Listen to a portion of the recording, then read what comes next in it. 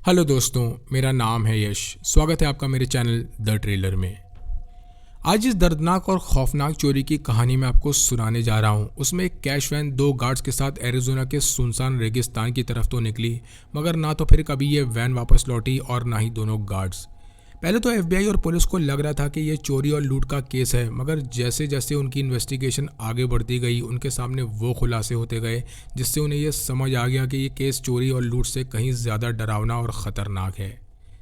इन दोनों गार्ड्स की फैमिलीज और जिस बैंक का कैश उस वैन में था वो सभी बहुत घबराए हुए और परेशान थे, क्योंकि इतनी छानबीन करने के बाद भी ये दोनों गार्ड्स नहीं मिल रहे थे और ऐसा लग रहा था जैसे ये रेगिस्तान उन्हें निगल गया हो। मगर जब एफबीआई को इन दोनों गार्ड्स के बारे में पता चला तब उनके पैरों तले ज़मीन सरक गई।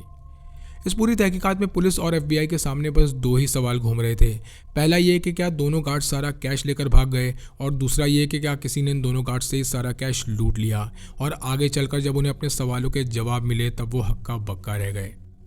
तो आखिर क्या हुआ था उन गार्ड्स और कैश से भरी वैन के साथ? क्या सच में इन्हीं गार्ड्स ने वैन को लूटा या कोई और था इन सब के पीछे? और पुलिस के सामने वो कौन से चौंकाने वाले खुलासे हुए, ये अपने आप में बहुत हैरत अंगेज और रोमांचक है। कहानी शुरू होती है एरिजोना के शहर फ्यूनिक्स से, जब 24 मई सन 1977 की एक सुबह दो सिक्योरिटी गार्ड्स रोज की तरह अपने काम की तैयारी कर रहे थे। इन दोनों गार्ड्स में से एक का नाम था सेसिल न्यूकक और दूसरे का नाम था रसल डिम्जी, जो पिछले 20 सालों से एक बैंक में कैश से भरी वैन को एक बैंक से दूसरे बैंक ले जाने का काम करते थे। और इस दिन भी इन दोनों गार्ड्स को लगभग $3,30,000 के कैश और कॉइन्स नॉर्दर्न एरिजोना के अलग अलग बैंक्स में पहुंचाने थे। वो दोनों अभी वैन लेकर निकले ही थे कि तभी उस वैन के पीछे वाले डोर का लॉक ख़राब हो जाता है और वो बार बार खुले जा रहा था, जिसकी वजह से वो इस वैन को लेकर एक मेंटेनेंस वर्कशॉप पहुंच जाते हैं। इस वर्कशॉप में लॉक सही कराते कराते उन्हें अपने स्केड्यूल के हिसाब से लगभग 1 घंटे की देरी हो जाती है, और इतना आगे पीछे उन्हें अक्सर हो ही जाता था, जिसकी वजह से बैंक या किसी और को कुछ अटपटा नहीं लगता। बहरहाल 1 घंटे बाद वो इस वैन को लेकर अपने रूट पर आ चुके थे जहां से उन्हें जाना था, और ये फ्यूनिक्स से फ्लैगस्टाफ के बीच लगभग 250 किलोमीटर का सफ़र होने वाला था। लगभग सुबह 10:30 बजे के करीब इस सिक्योरिटी कंपनी के डिस्पैचर के पास एक बैंक से कॉल आता है और वो उससे कहता है कि कैश वैन अभी तक उनके पास नहीं पहुंची है और वो कैश का इंतज़ार कर रहे हैं। जिसके जवाब में डिस्पैचर उन्हें बताता है कि वैन का लॉक ख़राब होने की वजह से देर हो गई थी और वो जल्दी उनके पास पहुँचने वाले हैं और घबराने वाली कोई बात नहीं है। इस कॉल के बाद बैंक का मैनेजर बेफिक्र हो जाता है, मगर जब 3 घंटे और गुजरने के बाद भी ये वैन नहीं पहुंचती तब वो बार बार गार्ड्स के रेडियो वॉकी टॉकी पर कॉल करना शुरू करता है, मगर उसे वहां से कोई जवाब नहीं मिलता। चूंकि इस वैन में कई बैंक्स का पैसा था, इसलिए अब हर बैंक इस वैन के वॉकी टॉकी रेडियो को लगातार कांटेक्ट करने की कोशिश करने लगते हैं, मगर किसी की भी इन गार्ड्स से कोई बात नहीं हो पाती। हर कोई इस बात से परेशान था कि आखिर इस वैन और गार्ड्स के साथ क्या हुआ, और इस तरह 4 घंटे और गुजर जाते हैं, मगर ना तो वैन पहुंचती है और ना ही गार्ड्स। लगभग 4:30 बजे के करीब बैंक्स और सिक्योरिटी कंपनी एफबीआई को कांटेक्ट करते हैं, जिसके बाद एफबीआई लोकल और स्टेट पुलिस को फौरन अलर्ट जारी कर देती है। अब एफबीआई और लोकल पुलिस ढलती शाम की हल्की रोशनी में गार्ड्स और वैन को उस रेगिस्तान के आसपास ढूंढना शुरू करते हैं जहां से उनकी वैन को होकर गुजरना था, और ये एरिया एक बहुत बड़ा रेगिस्तान था जो एरिजोना के नॉर्थ वेस्ट में फैला था। लगातार कई घंटों की छानबीन के बाद भी एफबीआई और पुलिस के हाथ ना तो ये वैन लगी और ना ही दोनों गार्ड्स, और ना तो इस वैन के गायब होने के पीछे कोई ऐसा सुराग मिला जिससे एफबीआई उन तक पहुंच सके। अब एफबीआई को दो सवाल बार बार परेशान कर रहे थे। पहला ये कि क्या दोनों गार्ड्स सेसिल और रसल इस वैन को लेकर भागे हैं, और दूसरा ये कि कहीं इन दोनों गार्ड्स को इस सुनसान रेगिस्तान में किसी ने लूट तो नहीं लिया। हर गुजरते घंटे के साथ एफबीआई के सामने अलग अलग सवाल आकर खड़े हो रहे थे, और हर सवाल उन्हें एरिजोना के नॉर्थ वेस्ट रेगिस्तान की तरफ लेकर जा रहा था। मगर जैसे जैसे वक्त गुजरता गया और उनके सामने सबूत आते गए, उन्हें यह समझ आने लगा कि ये महज वैन और गार्ड्स की मिसिंग का केस नहीं, बल्कि ये उससे भी कई ज़्यादा खतरनाक एक वेल प्लान्ड चोरी का केस है। बहरहाल अब अंधेरा हो चुका था, और चूंकि वैन और गार्ड्स उनके हाथ नहीं लगे थे, इसलिए एफबीआई इसे एक लूट का केस मानकर अपनी इन्वेस्टिगेशन शुरू करती है। अपनी तहकीकात की शुरुआत करते ही एफबीआई सबसे पहले सिक्योरिटी कंपनी से उन दोनों गार्ड्स के बारे में पूछताछ शुरू करती है। पूछताछ में उन्हें पता चलता है कि दोनों गार्ड्स सेसिल और रसल इस सिक्योरिटी कंपनी में पिछले 20 सालों से काम कर रहे हैं, और ये दोनों अपना काम बहुत मेहनत और ईमानदारी से करते हैं। जिसके बाद एफबीआई इन दोनों गार्ड्स की फैमिली से भी पूछताछ करती है, इस उम्मीद में कि उनके हाथ कोई सुराग लग सके। बहरहाल उन दोनों गार्ड्स की बीवियों से अलग अलग पूछताछ की जाती है, जिसमें एफबीआई को पता चलता है कि ना तो दोनों गार्ड्स को कोई फाइनेंशियल प्रॉब्लम थी और ना ही कोई ऐसी वजह थी जो वो इतना बड़ा क्राइम करने पर मजबूर हों। सिक्योरिटी कंपनी और फैमिली से पूछताछ करने के बाद एफबीआई को ये तो समझ आ गया था कि दोनों गार्ड्स अपने काम और अपनी कंपनी के साथ बहुत वफादार थे, जिसके बाद एफबीआई अपनी इन्वेस्टिगेशन का दायरा और बढ़ाने का फैसला करती है। जिस रूट से ये वैन होकर गुजरने वाली थी वो लगभग 250 किलोमीटर के एरिया में फैला एक बहुत बड़ा एरिया था, और चूंकि ये पूरा रेगिस्तान था जिसकी वजह से ये बहुत उबड़ खाबड़ और सुनसान रहता था। एफबीआई को एक ही बात बार बार परेशान कर रही थी कि अगर इन दोनों गार्ड्स को लूटकर सच में बंदी बना लिया गया है तो इतने बड़े एरिया में उन्हें ढूंढना ऐसा होगा जैसे घास की बोरी में सुई ढूंढना। बहरहाल अगली सुबह होते ही एरिजोना के पब्लिक सेफ्टी डिपार्टमेंट अपने हेलीकॉप्टर्स उस रूट पर भेजते हैं ताकि वैन और गार्ड्स का पता लगाया जा सके। ये हेलीकॉप्टर उस रूट के हर एंट्री एग्जिट और हर चप्पे को बहुत बारीकी से सर्च कर रहे थे ताकि उन्हें वैन का कोई सुराग मिल सके, और कुछ ही देर बाद हाईवे पर लगभग 75 किलोमीटर दूर एक छोटे से कस्बे बम्बल बी के पास उन्हें वैन खड़ी दिखाई दे जाती है। ये वैन हाईवे से लगभग 1 किलोमीटर दूर अंदर की तरफ सुनसान रोड पर खड़ी थी, और जब पुलिस ऑफिसर्स इस वैन के पास पहुंचते हैं तब उनकी आंखें फटी की फटी रह जाती हैं। पुलिस ऑफिसर्स फौरन वैन मिलने की खबर एफबीआई को दे देते हैं, जिसके बाद एफबीआई भी मौके पर पहुंच जाती है, और जैसे ही एफबीआई ऑफिसर वैन के पास पहुंचते हैं वो देखते हैं कि वैन का दरवाज़ा बाहर से लॉक है और दोनों गार्ड उसमें से गायब है। इस वैन के आसपास कुछ फुटप्रिंट्स के निशान भी थे, जिससे ये समझ आ रहा था कि कुछ वक्त पहले यहाँ कुछ हुआ है, मगर कोई झड़प या धक्का मुक्की के आसार नजर नहीं आ रहे थे। बहरहाल पुलिस किसी तरह इस वैन के लॉक को तोड़ने में कामयाब हो जाती है, और फिर जो उनके सामने आता है उसे देख उनके होश उड़ जाते हैं। वैन के अंदर देखते ही उन्हें जगह जगह और वैन के फ्लोर पर खून के धब्बे दिखाई देते हैं, और साथ ही साथ वैन के पीछे के हिस्से में पैसों से भरे बैग्स भी रखे थे, जिससे साफ समझ आ रहा था कि कोई बहुत बुरी तरह जख्मी हुआ है। गार्ड्स की शॉटगन भी वैन में ही रखी थी, जिसे देखने पर यह पता चल रहा था कि इससे कोई भी गोली नहीं चलाई गई है, और साथ ही साथ वैन का रेडियो वॉकी टॉकी भी ऑन था, जिससे भी कोई भी कॉल मदद के लिए नहीं की गई थी। वैन के पीछे जो पैसों के बैग्स रखे थे वो हज़ारों डॉलर्स के कॉइन थे जिन्हें हाथ भी नहीं लगाया गया था, मगर $2,93,000 के पेपर नोट से भरे बैग्स गायब थे। एफबीआई अपनी तहकीकात कर ही रही थी कि दोबारा उनकी नज़र वैन के पास बने फुटप्रिंट्स पर पड़ती है, और वो देखते हैं कि इन फुटप्रिंट्स के पास किसी दूसरी गाड़ी के टायर के निशान बने हैं, जिससे ये समझ आ रहा था कि ये गाड़ी क्राइम सीन से कहीं और चली गई है। अब एफबीआई फॉरेंसिक डिपार्टमेंट को बुलाती है ताकि वो इन टायर के निशान के एक प्लास्टर मोल्ड बना सकें और क्राइम सीन की एक एक डिटेल को डॉक्यूमेंट कर सकें।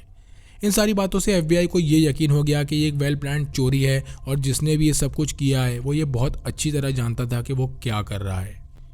इस लूट और वैन गायब होने की खबर एरिजोना के हर न्यूज़पेपर में छप चुकी थी, जिसने एरिजोना के लोगों को हैरत में डाल दिया।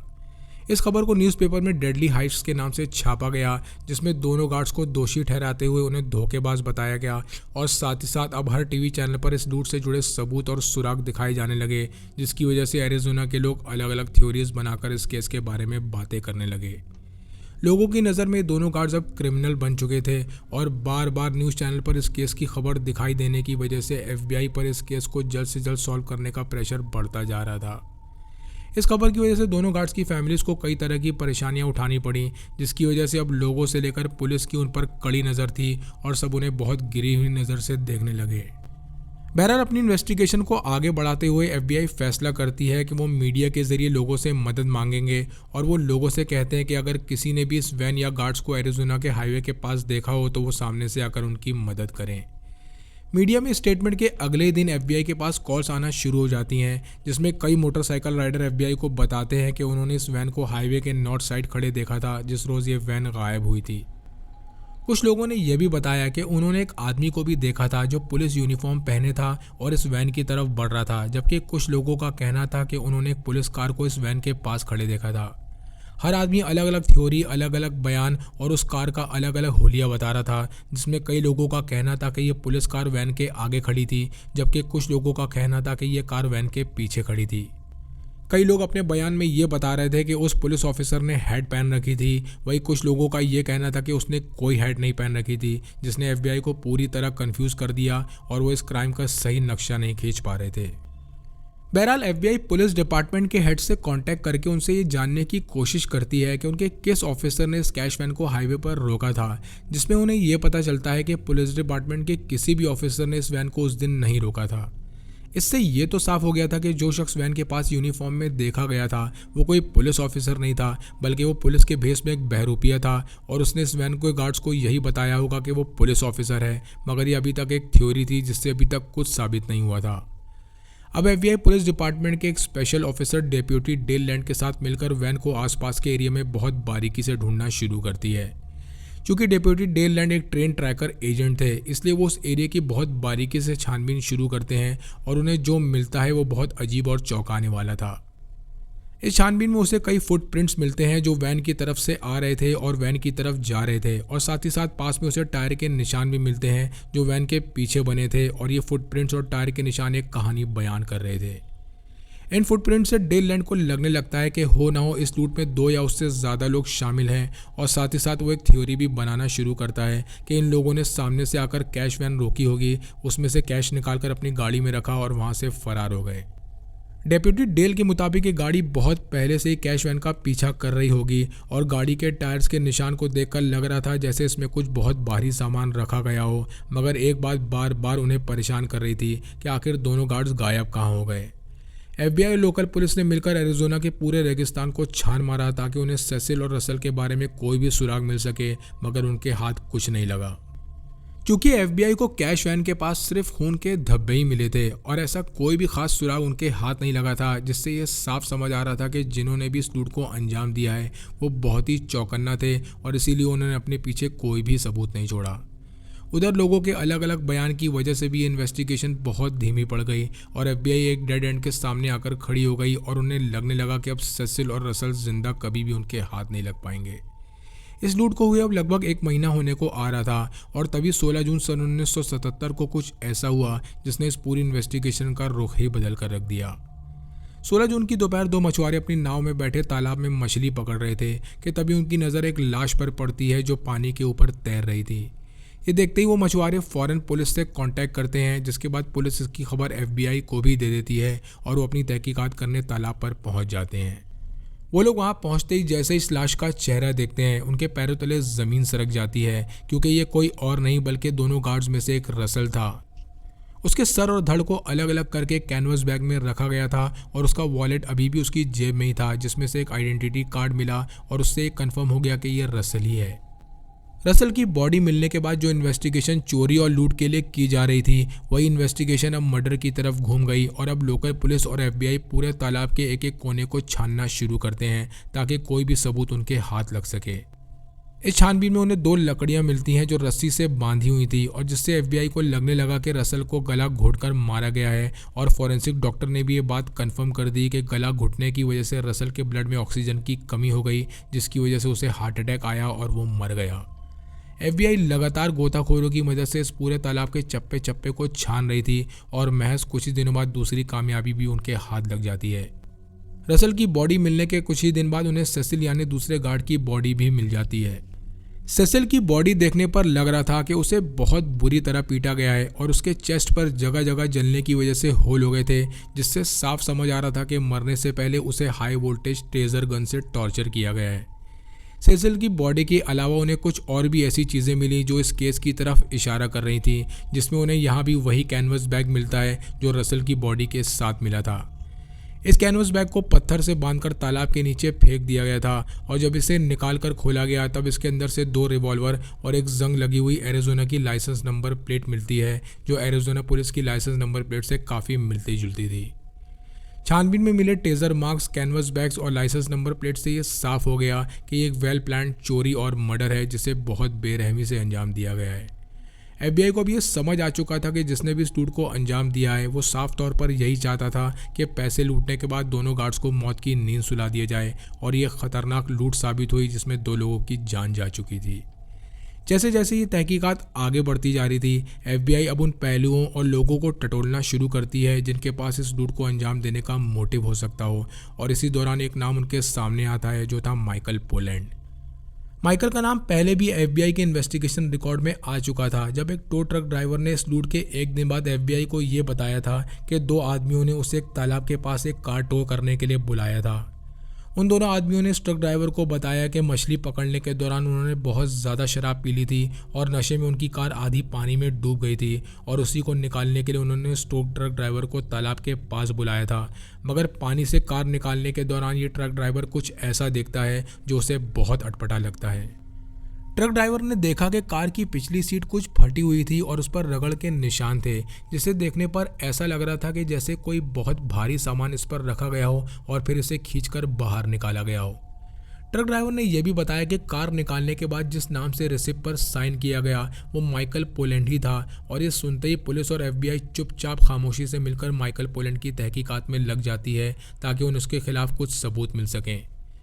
इस तहकीकात में पहला सबूत जो पुलिस के हाथ लगा वो ये था कि जिस दिन ये लूट हुई उसी दिन माइक ने एक बोट रेंट पर ली थी, और वो ये बोट उस तालाब में लेकर गया था जिसमें दोनों गार्ड्स की बॉडीज मिली थी। ये पता चलते ही FBI को लगने लगता है कि हो ना हो माइक पोलैंड का इस लूट और मर्डर से कोई ना कोई कनेक्शन ज़रूर है, और वो फ़ौरन माइक पोलैंड और उसके छोटे भाई पैट्रिक पोलैंड पर नज़र रखने के ऑर्डर्स दे देते हैं। पैट्रिक पर भी नज़र रखने के ऑर्डर्स इसीलिए दिए गए क्योंकि FBI शुरू से ही ये मानकर चल रही थी कि इस लूट में 2 या उससे ज़्यादा लोगों का हाथ है, और उनकी ये थ्योरी आगे चलकर सही साबित हुई। बहरहाल दोनों भाइयों पर नज़र रखने के दौरान पुलिस देखती है कि वो दोनों अचानक बहुत अमीर हो गए हैं, क्योंकि जहां माइकल अपने लिए एक मोटरसाइकिल खरीदता है वहीं पैट्रिक अपने लिए एक नई कार खरीद लेता है। जिस तरह उनकी कमाई और उनका रहन सहन था उस हिसाब से वो बहुत ज़्यादा खर्च कर रहे थे, जिसकी वजह से FBI का शक उन पर और भी बढ़ने लगा। ये देख पुलिस अब उनके हर ट्रांजैक्शन और उनकी हर खरीदारी को डॉक्यूमेंट करना शुरू करती है, जिससे एक पैटर्न उभर कर उनके सामने आना शुरू होता है, और जिससे उन्हें ये समझ आने लगता है कि ये सभी महंगी खरीदारियां उन्होंने लूट के बाद से ही करना शुरू की हैं। दोनों पोलैंड भाई अपने शांत स्वभाव और लो प्रोफाइल रहने के लिए जाने जाते थे, मगर इस लूट के बाद उनके करीबियों ने एक बात नोट की, और वो ये थी कि दोनों भाइयों में एक अलग तरह का कॉन्फिडेंस आ गया था और अब वो महंगी और लग्जरी चीज़ों पर पैसे खर्च करने लगे थे। FBI के लिए ये काफ़ी था ये समझने के लिए कि दोनों पोलैंड भाई इस लूट में शामिल हैं, और उधर दोनों भाइयों को लग रहा था कि वो पुलिस और FBI को चकमा देने में कामयाब हो गए हैं, मगर ये उनकी गलतफहमी साबित हुई।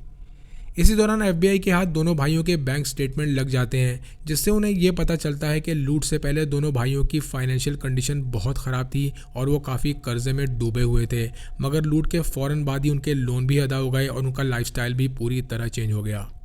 हर चीज़ और हर सबूत दोनों भाइयों के सस्पेक्ट होने की तरफ इशारा कर रहा था, मगर FBI को पुख्ता सबूत चाहिए थे ताकि वो दोनों भाइयों को गिरफ्तार कर सकें। बहरहाल 27 जुलाई सन 1977 की सुबह FBI कोर्ट से सर्च वारंट लेकर पोलैंड भाइयों के घर पहुंच जाती है ताकि वो उनके घरों की तलाशी ले सकें। माइक के घर पर FBI को $12,000 कैश और कुछ रसीदें मिलती हैं, जिन पर कुछ अजीबोगरीब चीज़ें खरीदी गई थी। इनमें सबसे पहली जो चीज़ थी वो थी एक हाई वोल्टेज टेज़र गन, और इस टेज़र गन पर जो निशान थे वो सेसिल की बॉडी के मार्क्स से मैच हो गए। पैट्रिक के घर से भी पुलिस को कैश और हथियार मिले, और साथ ही साथ उन्हें वो बिल भी मिल गया जो उन्हें वो कैनवस बैग खरीदने पर मिले थे जो तालाब से मिले थे। ये बिल और बैग्स लेकर पुलिस ऑफिसर उस दुकान पर पहुंचते हैं जहां से ये बैग खरीदे गए थे, और वो शॉप ओनर तालाब से मिले बैग्स को देखकर फ़ौरन पहचान जाता है और पुलिस को बताता है कि ये बैग्स उसने किसी मार्क हैरिस नाम के आदमी को बेचे थे। पहले तो अलग नाम सुनकर FBI चौंक जाती है, मगर फिर उन्हें समझ आ जाता है कि माइक ने इस नकली नाम का इस्तेमाल करके ये बैग्स खरीदे होंगे, और उनके खिलाफ इतने ज़्यादा और पुख्ता सबूत मिलने के बाद FBI माइक और पैट्रिक दोनों भाइयों को गिरफ्तार कर लेती है। पहले तो पूछताछ में दोनों भाई खामोश रहे और बार बार यही कह रहे थे कि उनका इस लूट में कोई हाथ नहीं है, मगर जब पुलिस सख्ती दिखाते हुए उनके सामने सबूत रखती है तब वो दोनों भाई टूट जाते हैं और अपना गुनाह कबूल कर लेते हैं। इस कबूलनामे के बाद FBI उन दोनों पर चोरी, किडनैपिंग और मर्डर्स का मुकदमा दर्ज कर उन्हें पुलिस की कस्टडी में दे देती है। उन दोनों को कस्टडी में लेने के बाद पुलिस और लॉयर मिलकर उनके खिलाफ एक स्ट्रॉन्ग केस बनाना शुरू करते हैं, और चूंकि उनके पास दोनों भाइयों के खिलाफ इतने सबूत थे जिससे वो कोर्ट में साबित कर सकें कि दोनों भाइयों ने इस चोरी को अंजाम दिया है जो आगे चलकर एक मर्डर में बदल गई। आखिरकार इस लूट के 2 साल बाद फरवरी सन 1989 में दोनों भाइयों पर चोरी और किडनैपिंग के लिए फेडरल चार्जेस लगाए जाते हैं, और जितनी सफाई से दोनों भाइयों ने इस क्राइम को अंजाम दिया था उतनी सफाई से पुलिस का वकील कोर्ट में इस केस को पेश करता है। वो कोर्ट को इस केस से जुड़ी एक एक डिटेल बताता है कि कैसे दोनों भाइयों ने कैश वैन का पीछा किया, कैसे नकली पुलिस ऑफिसर बनकर इस वैन को रोका और महज लूट को ही अंजाम नहीं दिया बल्कि वैन में बैठे दोनों गार्ड्स को भी मौत के घाट उतार दिया। वकील ने कोर्ट को यह भी बताया कि माइक और पैट्रिक ने इस केस से जुड़े दोनों गवाह, जो कि ट्रक ड्राइवर जिसने माइक का नाम बताया था और फॉरेंसिक डॉक्टर जिसने टेजर गन के निशान के बारे में बताया था, उन दोनों को भी मार दिया। ये केस कोर्ट में इस तरह पेश किया गया जो 2 ऐसे आदमियों की कहानी बता रहा था जो अपने लालच में अंधे होकर किसी भी हद तक जाने को तैयार थे और खुद को बचाने के लिए किसी भी सबूत को मिटाने को तैयार थे। बहरहाल कोर्ट उन दोनों को सभी चार्जेस में दोषी ठहराते हुए 100 साल की सज़ा सुनाता है, मगर इस कहानी में कुछ मोड़ आने अभी और बाकी थे।